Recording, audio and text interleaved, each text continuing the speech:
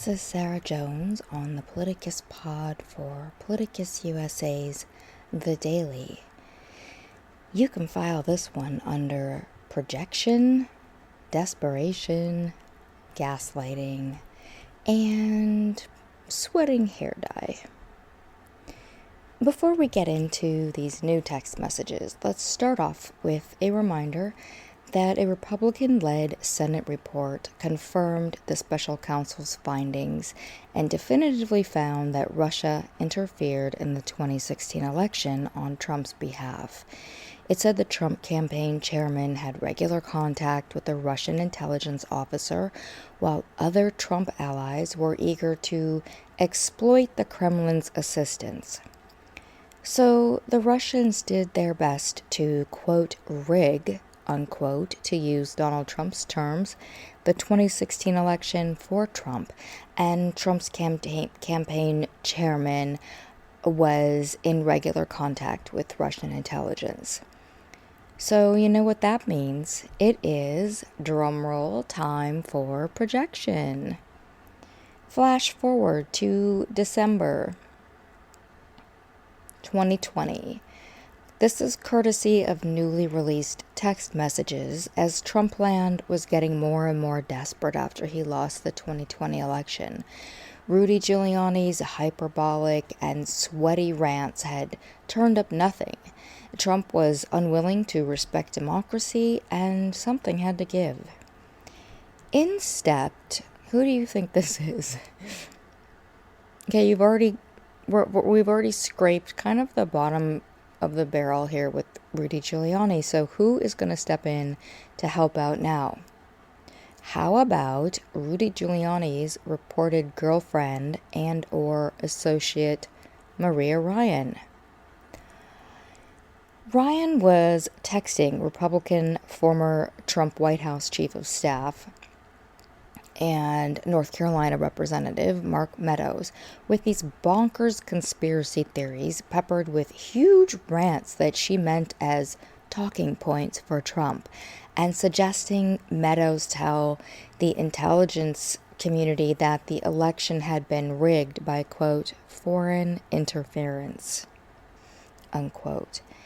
Yes, there it is, the projection and the false conflation and weaponizing reality against those who tried to establish that it actually happened by denying it when it was real and then using it as an accusation when it was not.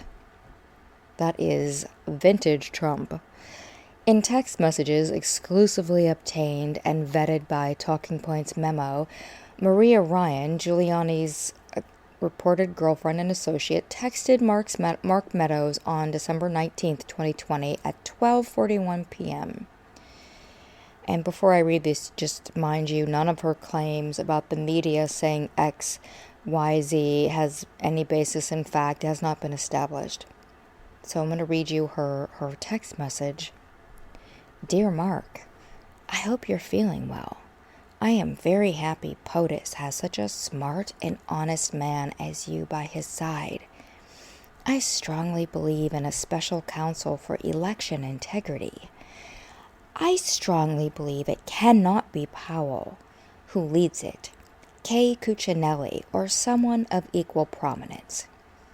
Powell can be named lead investigator or given another title. Also, the issue is cybersecurity. Strongly recommend Radcliffe put out a statement that it was foreign interference. Likely cast of characters is China, Iran, and maybe Russia. Unfortunately, the media is saying definitively it was Russia, but my sources say it's just as likely China. Radcliffe could shed light on this. Our president has been tough on all these nations, and we will continue to seek to hold them accountable. These opinions expressed are my own. If I can be of any help to you or our president, please let me know. Dr. Maria Ryan. Now, I don't know if you need a moment. I kind of do, because, Trump was not tough on China. He was certainly not tough on Russia. And even Iran. No, none of that happened. So that's the more of that Trump word spin where they would keep telling you what they wanted you to believe when the actions were very different. And here's some context about Ken Cuccinelli. Text messages pertaining to January 6th from Donald Trump's acting Secretary of Homeland Security, Chad Wolf, and acting Deputy Secretary, Ken Cuccinelli, have apparently vanished. So the man whose January 6th text messages mysteriously disappeared is the one who Giuliani's girlfriend / associate is suggesting is of prominence, who should be the special counsel for, quote, election integrity, unquote, by which, they mean undermining the most secure election in U.S. history so Donald Trump can seize power that voters did not willingly give to him. That is, of course, the opposite of a democracy. Cuccinelli was likely hired by Trump due to his infamy as a bad lawyer who filed a lawsuit against President Obama's healthcare law without standing. And he also got in trouble for a Giftgate scandal. Those seem to be prerequisites for being a close Trump associate. And he also tried to make sodomy a crime in Virginia as the Attorney General and pushed for a 2012 personhood bill that was supposed to outlaw abortion and birth control. He's very interested in other people's sex lives, as you can see. It's also relevant that in late December of 2020, Arizona State Representative Mark Fincham asked Homeland Security's Cybersecurity and Infrastructure Security Agency to do a, quote, full spectrum forensic examination, unquote, of Arizona's voting machines. We only know this because an oversight group, American Oversight, filed a Freedom of Information Act request, which resulted in emails showing Trump lawyer Rudy Giuliani and his allies trying to use the levers of government to help Trump steal an election he had resoundingly lost. So here's your shot. On January 4th, 2021, this text isn't viewable, but the title is GA Dead Voters / Giles XLSX. Georgia Dead Voters is the title, apparently. And the chaser is, in October, a registered Republican in Pennsylvania was charged with felonies after trying to apply for mail-in ballots in his dead mother's name. Rudy Giuliani and other Trump allies, including Fox News, blamed dead people voting for Trump's losses in Pennsylvania and Georgia, among other states. But, of course, election experts said that while dead people occasionally vote, or someone votes on their behalf, most often with votes cast by a spouse, it is exceedingly rare and would not likely affect the outcome, even in a relatively close race. Then Ryan, Giuliani's associate / girlfriend, rumored, sent Meadows text under the claim that Trump had asked her for talking points.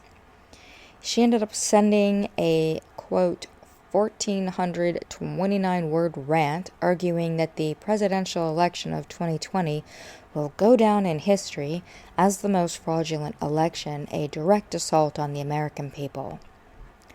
Ryan appeared to have pasted the text multiple times over the course of 2 sprawling messages to Meadows, Talking Points memo pointed out. In this context, the Four Seasons total landscaping disaster was a prophecy of things to come. Incompetent legal advice combined with feverish conspiracies and a fascist entitlement to holding power at any cost. The mere fact that Donald Trump had to rely on Rudy Giuliani to peddle his election lies should have been a warning.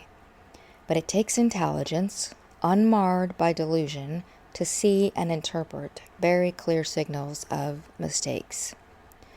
And while Donald Trump is wily and manipulative and very crafty at leveraging power for money, he is not a person who is comfortable with with reality or good at reading a room.